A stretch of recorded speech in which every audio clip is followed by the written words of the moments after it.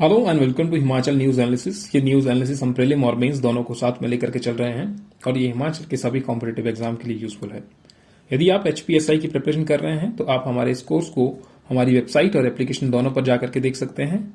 Application का link आपको description में मिल जाएगा। चलिए शुरू करते हैं। तो पहले आते हैं पिछले कल के क्वेश्चन पर जो मैंने आपको पूछा था। The main objective of organic farming is, answer is maintain and increase soil fertility. C is correct option.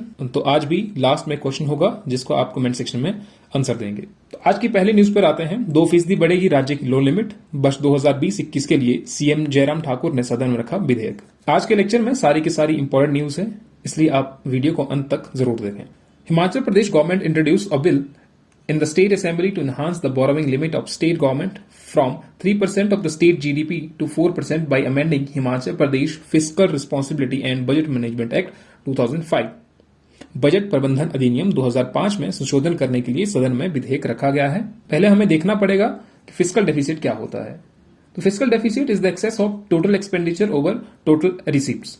For example जो इनकम है वो 80 रुपए है और एक्सपेंडिचर 100 रुपए है, तो कहीं ना कहीं 20 रुपए का डिफरेंस आ रहा है। तो ये 20 रुपए हमें कहीं ना कहीं से अरेंज करने पड़ेंगे दूसरों से मांग करके। तो वही हुई आपकी बोरोविंग और ये आपकी लाइबिलिटी बन जाएगी, यानी कि आपको वापस भी करवाने पड़ेंगे। अगर आप वापस नहीं करवाते हैं टाइमली तो आपको इंटरेस्ट भी पे करना पड़ेगा। तो वो क्या आ जाएगा आपका, वो आ जाएगा फिस्कल डेफिसिट। अब फिस्कल डेफिसिट को मैनेज करने के लिए हिमाचल प्रदेश गवर्नमेंट ने Himachal Pradesh fiscal responsibility and budget management act 2005 में लाया। इसके तहत एक सीमा रखी गई। वो सीमा कितनी थी? 3%। तो 3% किसका? 3% होगा हमारी जीडीपी का। जितनी हमारी जीडीपी है उसका 3% तक हम लोन ले सकते हैं। पर क्या हुआ कि 2020-21 में इस लिमिट को बढ़ा दिया गया। 3% से बढ़ा करके इसको 5% कर दिया गया। क्यों? क्योंकि कोविड चला हुआ था उस दौरान, तो हर एक राज्य की जो स्थिति थी वो कमजोर हो चुकी थी, बट इकोनॉमिक एक्टिविटीज तो चलानी थी, इसलिए इसको 3 से 5% कर दिया गया। और 2021-22 में इस लिमिट को 3 से 4.5% किया गया और वर्ष 2022-23 में इस लिमिट को 4% किया गया। इन तीनों वर्षों में 2020-21 के लिए बढ़ाई गई 2% लिमिट FRBM एक्ट में ऐड नहीं की गई थी। इंपॉर्टेंट चीज ये है कि इसको ऐड नहीं किया गया था FRBM एक्ट में, इसलिए अब संशोधन विधेयक लाया गया है। अब देखते हैं कि हिमाचल प्रदेश में प्रेजेंटली क्या कहानी चली हुई है। तो GDP at present at current prices अगर हम देखें तो वो कितनी है? 1,92,690 करोड़। अब FRBM एक्ट के तहत हमारा जो फिस्कल डेफिसिट होना चाहिए वो कितना होना चाहिए? 3% ऑफ जीडीपी। इसका 3%। अब इसको बढ़ाया भी गया था, कितना कर दिया था? 5% कर दिया था, फिर इसको 4 कर दिया था। इस तरीके से fiscal deficit for 2022-23 is targeted eight 9,602 crore which is 4.98% of GDP.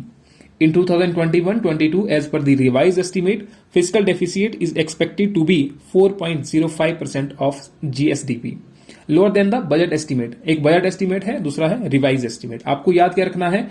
4.98% जो टारगेटेड है।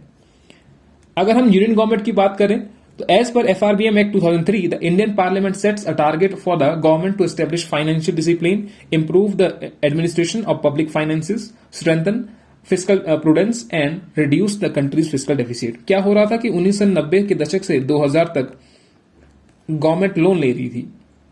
अब अगर ज्यादा लोन लेंगे तो दिक्कत क्या होगी? दिक्कत ये होगी कि हमें इंटरेस्ट पेमेंट में ज्यादा पैसा लगाना पड़ेगा। जब हम इंटरेस्ट पेमेंट ज्यादा पे करने लगेंगे तो बाकी की जो एक्टिविटीज हैं या जो स्कीम्स है, सोशल स्कीम्स है, वहां पर हमें कम खर्चा करना पड़ेगा या इकोनॉमिक एक्टिविटीज जो है वो कम हो जाएंगी। तो कहीं ना कहीं ये डिसबैलेंस हो जाएंगी चीजें।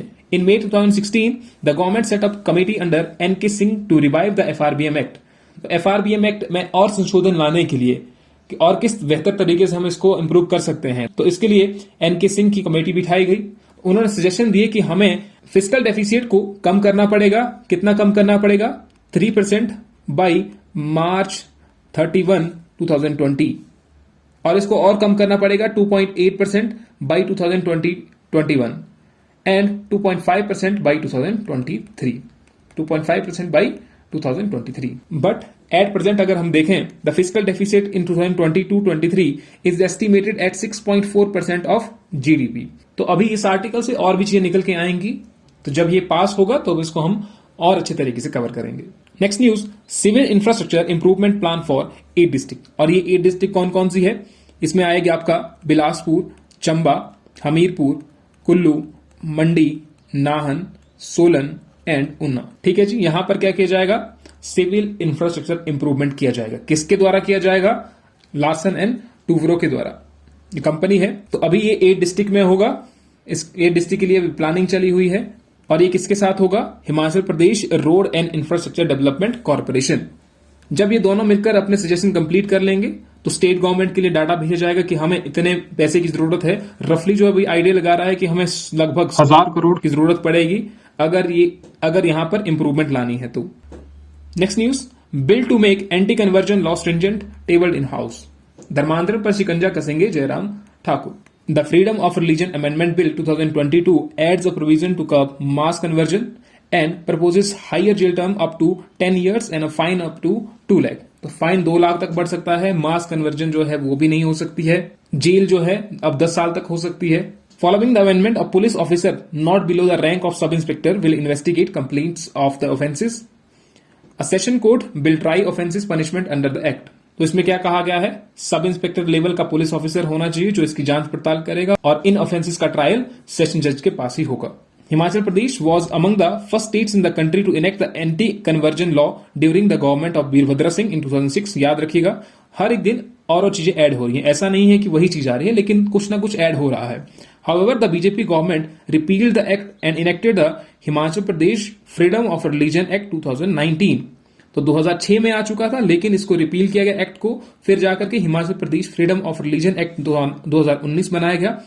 Sighting rise in case of force conversion in Rampur and Kinnaur areas. तो जयराम ठाकुर जी का यहां पर कहना है कि पहले मास कन्वर्जन पर ऐसा कोई लॉ नहीं था, तो अब हमारी गवर्नमेंट ये लॉ ला रही है। The jail term for mass conversion shall be between 5 and 10 years and a fine of 1.5 lakh। इसके साथ साथ ही धर्म परिवर्तन के बाद पिछली कोई भी सुविधा नहीं देगी सरकार।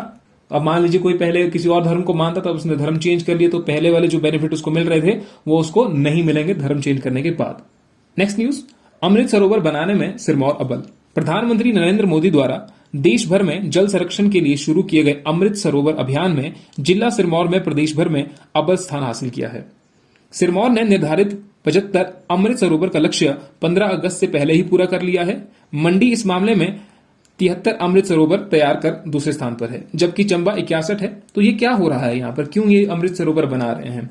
Amrit Sarovar mission was launched on 24th of April 2022 with a view to conserve water for the future। तो 24 अप्रैल 2022 में अमृत सरोवर मिशन लॉन्च किया गया था वाटर को कंजर्व करने के लिए। इस मिशन का क्या एम है? The mission is aimed at developing and rejuvenating 75 water bodies in each district of the country as a part of celebration of Azadi ke Amrit Mahotsav. In total, it would lead to the creation of 50,000 water bodies of a size of about an acre or more. The mission encourages mobilization of citizen and non-government resources for supplementing these efforts। तो 15 अगस्त 2023 तक ये काम पूरा हो जाना चाहिए, यानी कि 50,000 वाटर बॉडीज बन जाएंगी for conservation of water for future. तो इसी के तहत हिमाचल प्रदेश में भी हर एक डिस्ट्रिक्ट में 75 अमृत सरोवर बन रहे हैं, जिसमें सिरमौर ने पहला स्थान हासिल किया है। मंडी जिला दूसरे और चंबा तीसरे स्थान पर। नेक्स्ट न्यूज, जल शक्ति विभाग को 10,032 करोड़। तो इस आर्टिकल में बेसिकली 2 चीजें हैं। पहला, जल शक्ति विभाग के बारे में थोड़ा सा आपको जानना है, और दूसरा स्नो हार्वेस्टिंग प्रोजेक्ट के बारे में। इस सरकार ने बीते 4.5 साल के कार्यकाल में 10,032 करोड़ रुपए का प्रावधान किया है, जो कि पूर्व कांग्रेस सरकार के समय से 66% ज्यादा है। इन्होंने कहा कि केंद्र सरकार ने जल जीवन मिशन की शुरुआत 15 अगस्त 2019 में की थी और इस योजना में ग्रामीण इलाकों तक पेयजल पहुंचाने का संकल्प लिया। इस योजना के तहत केंद्र से बीते 3 सालों में 57.15 करोड़, 221 करोड़ और 750 करोड़ की मदद प्रदेश को मिल चुकी है। और दूसरा है 102 करोड़ का स्नो हार्वेस्टिंग प्रोजेक्ट। ये अभी पायलट बेसिस पर लगेगा। कहां पर? लाहौल स्पीति में, लाहौल एंड स्पीति। इसकी बात पहले भी चली थी, Kinnaur and Lahaul Spiti district snow harvesting project बनाए जाएंगे और इस योजना से जुटाए जाने वाले बर्फ का इस्तेमाल सिंचाई योजनाओं में किया जाएगा। प्रदेश सरकार ने स्नो हार्वेस्टिंग प्रोजेक्ट को लाहौल स्पीति में पायलट आधार पर शुरू किया है। भविष्य में इसके सकारात्मक परिणाम आने पर दूसरे जिलों में भी इसे अपनाया जाएगा। तो अभी इस प्रोजेक्ट के लिए 102 करोड़ रुपए का प्रावधान किया गया है। नेक्स्ट है हमारा आर्टिकल जो बहुत ही इंपॉर्टेंट है, अंग्रेज के खिलाफ नूरपुर रियासत में बगावत। इस आर्टिकल में नूरपुर रियासत के बारे में बताया गया है कि किस प्रकार से वहां से लोग निकल के आए और सबसे पहले अंग्रेजों के खिलाफ उन्होंने संघर्ष किया। तो पहले बेसिक सी जानकारी लेते हैं। Noorpur was part of Kangra, but 1000 AD में नूरपुर की स्थापना की जाती है बाई जेठपाल। जेठपाल के द्वारा नूरपुर की स्थापना की गई। The younger brother of Tomar raja of Delhi, he was the younger brother of Tomar raja of Delhi. The original capital of Noorpur was Pathankot, जिसको कहते थे पैठान। फिर जाकर के नूरपुर की जो कैपिटल है उसको शिफ्ट किया जाता है Dhameri during the time of Akbar. Akbar के टाइम पीरियड में कैपिटल चेंज की जाती है धमेरी बाई नूरपुर राजा, राजा बसु। तो नूरपुर नाम इसका पहले से नहीं था। नूरपुर नाम कहां से आया? The name was change to Noorpur by Jahangir during the time of Jagat Singh. उनके टाइम पीरियड में यह नाम चेंज हुआ। उनके रिलेशन बहुत अच्छे थे जहांगीर से। जहांगीर की वाइफ थी नूरजहां। 1621 में वो यहां पर आए तो उनके नाम पर इसका नाम क्या रखा गया? नूरपुर। अब आते हैं इस आर्टिकल में जो चीजें कही गई हैं। तो पहाड़ी रियासतों में जो सबसे पहले विद्रोह हुआ अंग्रेजों के खिलाफ वो नूरपुर से ही शुरू हुआ। इसकी शुरुआत की राम सिंह पठानिया ने। उन्होंने मुट्ठी भर साथियों के साथ अंग्रेजी साम्राज्य की नींव को हिलाकर रख दिया था। उस समय पठानिया की उम्र केवल 24 वर्ष थी और 24 वर्ष की ही आयु में उनकी मृत्यु भी हो जाती है। राम सिंह पठानिया का जन्म नूरपुर रियासत के मंत्री श्याम सिंह के घर में 10 अप्रैल 1824 को हुआ। उनके पिता नूरपुर रियासत में राजा बीर सिंह के मंत्री थे। तो दोनों चीजें आपने याद रखनी है क्योंकि ये एग्जाम में पूछा जा चुका है। 1846 में अंग्रेज सिख संधि के कारण हिमाचल प्रदेश की अधिकांश रियासतें अंग्रेज साम्राज्य के अधीन हो गई और उसी समय राजा बीर सिंह की मृत्यु हो गई। तो नूरपुर के राजा बीर सिंह की मृत्यु हो जाती है और 1846 16 मार्च 1846 डेट याद रखिएगा। 16 of March 1846 treaty of Amritsar. पहाड़ी रियासतें जैसे कि आपका कांगड़ा, गुलेर, जसवां, दत्तारपुर, नूरपुर, सुकेत, मंडी, कुल्लू, ये डायरेक्टली अंडर आ जाते हैं ब्रिटिशर्स के, डायरेक्टली अंडर ब्रिटिशर। बट इस चीज का विरोध हो जाता है और विरोध स्टार्ट कहां से हुआ? उस समय उनके बेटे जसवंत सिंह, जब बीर सिंह की मृत्यु हो जाती है तो उनके बेटे जसवंत सिंह राजगद्दी के उत्तराधिकारी होते हैं। अंग्रेजों ने जसवंत सिंह के सारे अधिकार 5000 रुपए में ले लिए और रियासत में अपने शासन से मिलने की घोषणा कर दी, जो राम सिंह पठानिया को मंजूर नहीं था। उन्होंने कटोच राजपूतों के साथ मिलकर सेना बनाई और अंग्रेजों पर धावा बोल दिया। इस आक्रमण से अंग्रेज भाग खड़े हुए और राम सिंह ने अपना ध्वज लहरा दिया। इससे खुश होकर जसवंत सिंह ने खुद को राजा नियुक्त करते हुए राम सिंह को अपना मंत्री बना दिया और उसके बाद उन्होंने हिमाचल से सारे अंग्रेज को उखाड़ फेंकने की योजना बनाई। तो अब अंग्रेजों को भी चिंता थी कि अब ये हमारे लिए एक चिंता का विषय बन गए हैं, तो उन्होंने एक षड्यंत्र बनाया और षड्यंत्र के बाद उन्हें गिरफ्तार कर लिया गया और आजीवन कारावास की सजा सुनाकर काला पानी भेज दिया। उसके बाद उन्हें रंगून भेजा गया और उन पर काफी अत्याचार किए गए। 11 नवंबर 1849 को मात्र 24 साल की उम्र में वीरगति को प्राप्त हो गए। तो ये थे नूरपुर के राम सिंह पठानिया। राम सिंह के बगावती जज्बे से प्रभावित होकर कांगड़ा, जसवा और दतारपुर की राजपूत रियासतों ने भी विद्रोही तेवर अख्तियार करके फिरंगी हुकूमत को सशस्त्र चुनौती पेश कर डाली थी।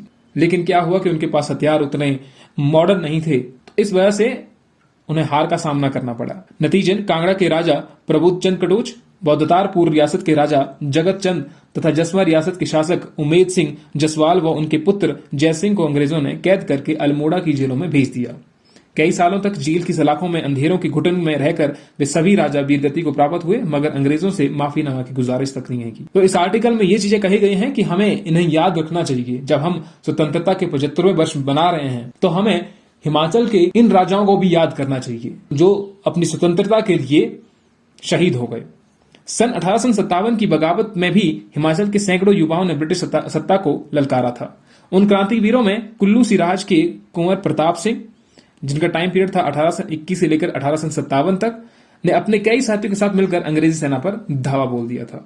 अंग्रेज आयुक्त विलियम हे के नेतृत्व में अंग्रेजों ने कुंवर प्रताप को उनके साथियों सहित दुलची क्षेत्र में हिरासत में ले लिया।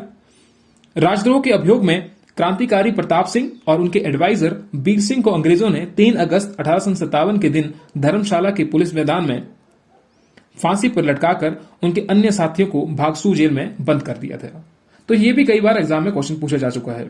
1857 के विद्रोह के दौरान बुशहर के शासक शमशेर सिंह, कौन ही भूल सकता है, शमशेर सिंह ने ब्रिटिश सत्ता को मानने से इनकार कर दिया और उन्हें नजराना देना भी बंद कर दिया।